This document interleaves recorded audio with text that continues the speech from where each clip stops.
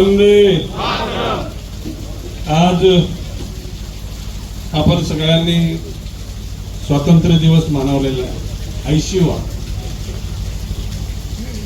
आणि त्या दिवशीच पर्यटन स्थळ दाभोसा धबधबा येथे ग्लास स्कायवॉक पुलाचा लोकार्पण सोहळा झालेला आहे. तर टाळ्या वाजवा जरा. या प्रसंगी उपस्थित आपल्या जिल्ह्याचे खासदार डॉक्टर हेमंतजी सावरा, माजी मंत्री, माजी खासदार आणि आमदार श्री राजेंद्रजी गावित, आपल्या ह्या परिसराचे आमदार हरिश्चंद्रजी भोये, जिल्हा परिषदेचे माजी अध्यक्ष प्रकाशजी निकम, जिल्हा परिषदच्या जिल्ह्याचे जिल्हाधिकारी डॉक्टर इंदुराणी जाखड, मुख्य कार्यकारी अधिकारी जिल्हा परिषद पालघर श्री मनोजी रानडे, ज्यांच्यासाठी मागाशी आपण टाळ्या वाजवल्या, ज्यांना राष्ट्रपतीच्याकडून सन्मानित केले असे आपले SP यतीशजी देशमुख, परत एकदा टाळ्या वाजवल्या. प्रकल्प अधिकारी जवाहर अपूर्वा बासूर, उपवन संरक्षक जवाहर सैफुल शेख, प्रशिक्षणार्थी IAS Shri Amal PV, you are there, okay. कार्यकारी अभियंता सार्वजनिक बांधकाम श्री महेंद्र केनी, या गावच्या प्रथम नागरिक सरपंच श्रीमती योगिता माडी, विविध पक्षांचे उपस्थित असलेले जिल्हास्तरीय नेते, तालुकास्तरीय नेते, प्रशासकीय अधिकारी वर्ग, पत्रकार आणि जमलेल्या बंधू भगिनी, खरं म्हणजे पालघर जिल्ह्याला उज्ज्वल भविष्य काल आहे.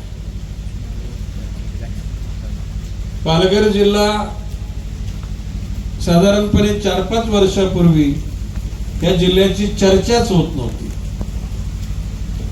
परंतु मला विश्वासानं सांगतो, नुसत्या महाराष्ट्रामध्ये नाही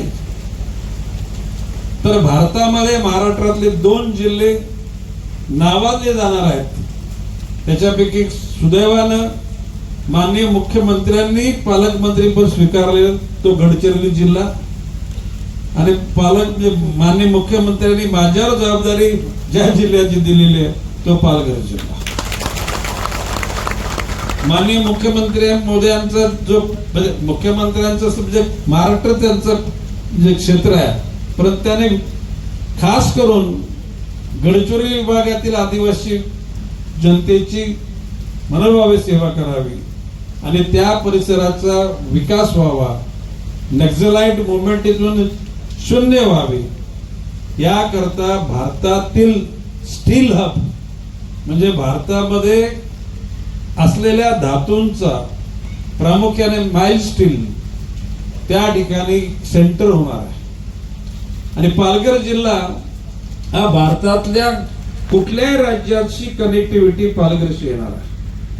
पालघरमध्ये विमानतळ येणार आहे, पालघरमध्ये बुलेट ट्रेन येणार आहे, पालघरचा अहमदाबादशी कनेक्टिव्हिटी येणार आहे, दिल्लीशी कनेक्टिव्हिटी होणार आहे, कलकत्त्याशी कनेक्टिव्हिटी, विविध राज्यांचे जे कनेक्टिव्हिटी समृद्धी महामार्गाशी होणार आहे, त्या समृद्धी महामार्ग तिथे लोडणार.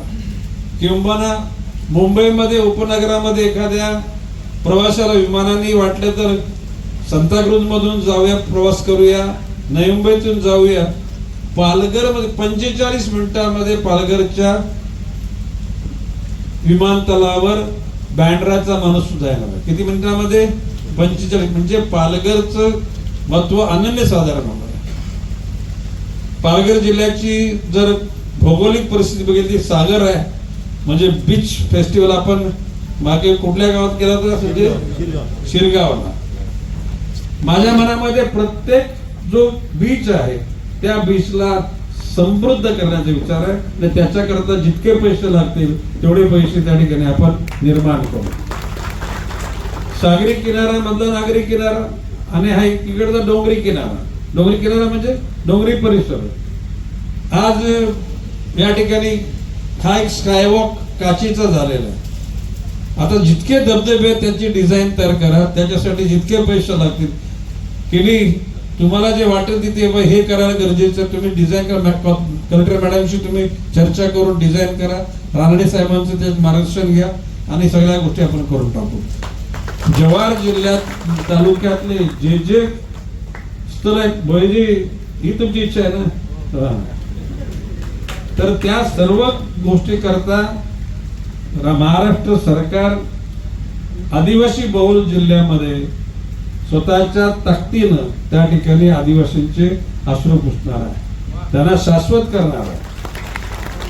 आणि म्हणून पर्यटनाच्या अनुषंगानं मगाशी सांगितलं की या ठिकाणी अशी काही लोकांना घरं बांधून द्या की त्यांच्या घरामध्ये पर्यटक थांबतील. त्यांना madam you sit how you will in position to help them.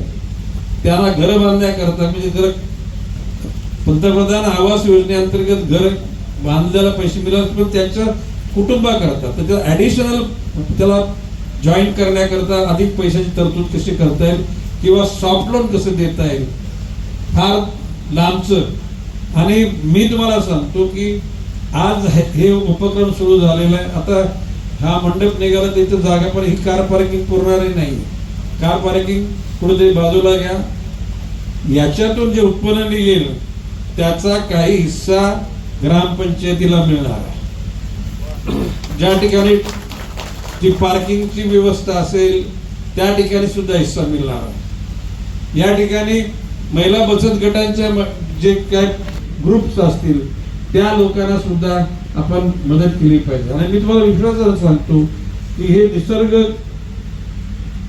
जे रूप आहे हे कृत्रिम नाही, हे नॅचरल आहे.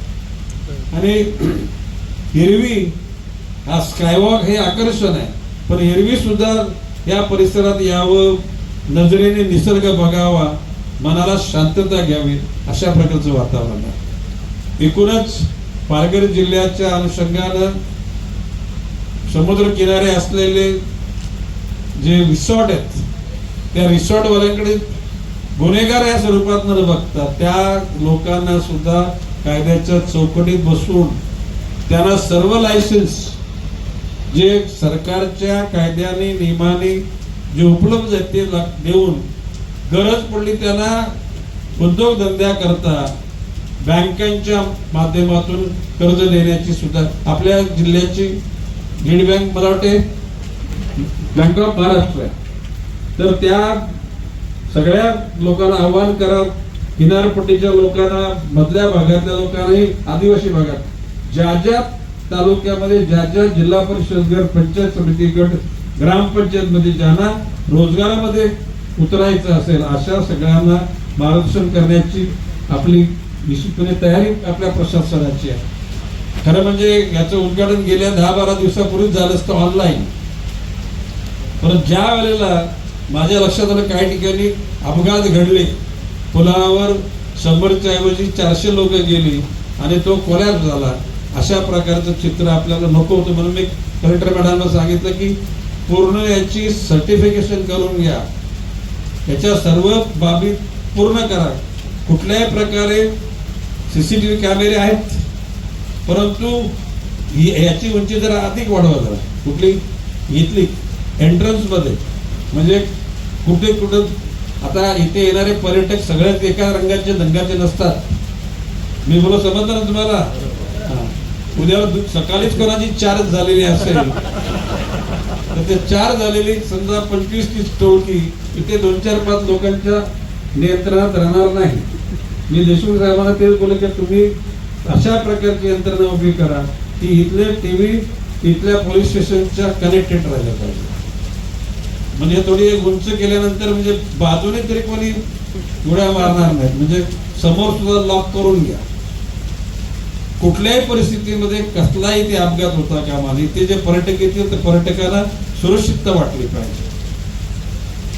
आता बाब अशी की मी तुकारामजी मुंडे हे आमच्या महापालिकेमध्ये आयुक्त म्हणून आले होते. शेवटी प्रत्येकामध्ये सद्गुण असतात, त्याच्यात थोडे दुर्गुण पण असतात, पण दुर्गुणाच्या पेक्षा सद्गुणाची आपण निश्चितपणे वाहवा केली पाहिजे. आजच्या कालखंडामध्ये धाबे वगैरे हॉटेल बिटेल याचा अंतर्भाग बघितला तर तो हायजेनिक नाही. आणि म्हणून ही जी मोहीम सुरू झाली ते मॅडम आपल्या जिल्ह्यामध्ये सगळ्यांची जरा म्हणजे FDA लोकांना बोलवा, आपली यंत्रणा सुद्धा तयार करा की कुठल्याही जे लोक विश्वासाने तुमच्याकडे खातील पितील त्या लोकांना मिळालेलं अन्न फिजिकली अनफिट न होण्याकरता किंवा कसल्या प्रकारचा त्रास न होण्याकरता ते असेल असं बघितलं पाहिजे. आता अजून या जिल्ह्यामध्ये बऱ्याच गोष्टी करायच्या, वाहतूक जाम होते, रस्ते अजून नीट नाहीत, आरोग्याच्या व्यवस्था नीट नाहीत, शिक्षणाच्या व्यवस्था नीट नाहीत, पाणी पुरवठ्याच्या व्यवस्थेत आता राहिलेले तर साधारणपणे 3 वर्ष साधारणपणे 4 महिने, किती 3 वर्ष 4 महिने या कालखंडामध्ये झपाट्याने त्यांनी काम करू. वन विभागच त्या ठिकाणी मोठ्या प्रमाणामध्ये या जिल्ह्याचा विकास होण्याकरता निश्चितपणे कारणीभूत ठरेल. आता वन विभागाची वाटचाल नावाचं पुस्तक एखादा 15-20 दिवसामध्ये सगळ्यांना येईल, आपल्याला ऑनलाईन पण असेल ते. मी तुम्हाला विश्वासाला सांगतो, ज्या दिवशी गणेश नाईक 3 वर्ष 4 महिने पूर्ण करेल, ज्याला पालघर जिल्ह्याचा पालकमध्ये म्हणून निरोपाचा समारंभ करायचा ना आपलं, तुम्ही असं तोपर्यंत तुम्ही राहायची अशी राणे साहेब. नाही मीच काय सगळ्यांची शिपाई माननीय मुख्यमंत्र्यांना सांगणार माझा इथला काळ केलीवर संपेपर्यंत हे अधिकारी इथंच ठेवून द्या. आणि मी विश्वासाने सांगतो त्या कालखंडापर्यंत आपण या जिल्ह्याचा आमूलाग्र बदल करू, लोकांच्या मनामध्ये विश्वास निर्माण करू. एखादा माणूस झोपला त्याला उठवायला आनंद वाटतो, पण ज्याने झोपेचं सोंग केलंय असे झोपेची सोंग करणारे लोक मला नाही आवडत. जीवनामध्ये जीवन जगताना अतिशय सर्वांना बरोबर घेऊन जागावं. मी तर नेहमी सांगतो आपलं जीवन धर्माच्या, जातीच्या, पंथाच्या, वर्णाच्या आणि पक्षाच्या पलीकडे पण असलं पाहिजे. तुमच्याकडे हात मागायला आलेला माणूस, त्या माणसाच्या हाताची गरज बघा, त्याचा चेहरा नका बघू. त्याच्या चेहऱ्यावरून तुम्ही त्याच्या हातामध्ये ठेवायचं का नाही ठेवायचं नाही बघायचं नाही. आणि मला विश्वास आहे की आपल्या सर्वांच्या चांगल्या वागण्यानं संपूर्ण समाजाचं मत परिवर्तन होईल आणि एक ना एक दिवस पहिले आप अशी लखनौ भाषा माहिती तुम्हाला. लखनौमध्ये गाडीत जर बसायचं असेल तर दुसऱ्याला सांगतात तुम्ही पहिले चाला. आता इथे आपल्याकडे म्हणजे रेल्वेमध्ये चढता जर वादविवाद झाला तर महिलांना पण लोक मारतात, चाकू सुरे रिव्हॉल्वर, बरोबर आहे की नाही. हे चित्र कुठल्याही चांगल्या राज्याला, देशाला दुष्णावं नाही. सुदैवानं पंतप्रधान नरेंद्रजी मोदी यांच्या नेतृत्वाखाली, मुख्यमंत्री देवेंद्रजी फडणवीस यांच्या नेतृत्वाखाली सकसतेनं पराकाष्ठा करून समाजाला जे योग्य गरजेचं ते निश्चित मिळेल. आज पुन्हा आपल्याला स्वातंत्र्य दिनाच्या शुभेच्छा देतो. जय हिंद, जय महाराष्ट्र.